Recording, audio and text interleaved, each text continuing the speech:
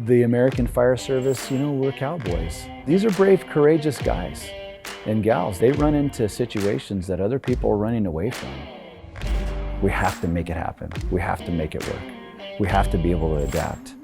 That's the spirit of the fire service, is that we don't let anything hold us down. Let's go ahead and roll cameras. Roll audio. I'm Anthony Chapman. I work in Southern California, San Diego County. I started in EMS in 1994, and I moved over to the fire department in 2001. On May 20th, 2014, it was a day that changed everything. Not just my firefighting career, but it changed my life. And the profound effect that it had on my family, I could have never planned for. I could have never planned for. It was during the daytime that the fire came in, and sometimes you're thinking, oh, maybe this is food on the stove, or maybe this is a backyard barbecue. Well, I remember thinking this is a real fire, because there were multiple calls, and I remember telling my guys, okay, here we go. And I felt a little giddy and I was excited. I thought I might actually get a hose line today. And that's the last thing I remember. The firefighter that was working right next to me, he was shoulder to shoulder with me. So I have his account of what happened. He said that he heard a god-awful crash. And what that noise ended up being was a rubbish hook that hit me in the head. It traveled down, it grabbed the brim of that traditional helmet, and it yanked my head sideways. So I had a brain injury, a broken neck, a multitude of back injuries, and a separated shoulder. And the helmet that I was wearing did in fact save my life, but it also contributed to worsening some of my injuries. My speech was affected, according to my wife. She said the light in your eyes was gone. And she said that light in your eyes didn't come back for a couple of years. After the injury, it was very clear that I needed something that was going to protect my head better, that wasn't going to get hung up on the things that a traditional helmet gets hung up on. And traditional helmets get hung up on everything. The helmet that I was looking at was a European style helmet that actually protects 2/3 of your head because it wraps around the back, and all your vital signs are actually in the back. They're in the medulla, which is in the back of your head. And most helmets don't even cover or protect that part of your head. No one could debate whether this would get me or anybody wearing it home to their families if the same situation that happened to me had occurred again.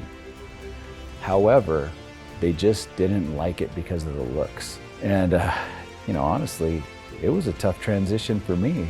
I thought I looked like a Power Ranger, and I knew it was gonna be different and odd, and I was eager to put this thing to the test. I wanted to see, how is this thing gonna perform? How's it gonna function? Is it really gonna be better for me? And it didn't take long before I realized, yes, it is. It's comfortable, center of gravity's right, your head is completely protected. Everything from drill burns to structure fires to rescue vehicle accidents. I could stick my head in a vehicle and I don't have to take the helmet off to get my head in there. The other thing too is it is resilient. This helmet is tough. I've cooked this thing and it cleans up every time. It's easy to take apart and clean, easy to put back together, and I've never had a helmet that looked this good after the kind of beating I've put this through over the last 3 years. The fire service is loaded with traditions, and some traditions we should hold sacred. But wearing a traditional helmet because it makes you look like a firefighter isn't the answer. Let's wear what's going to bring us home to our families. And as a captain, that is my job. That's my first job, to make sure my guys get home to their families. And boy, we give it all to try and save the people that we can save.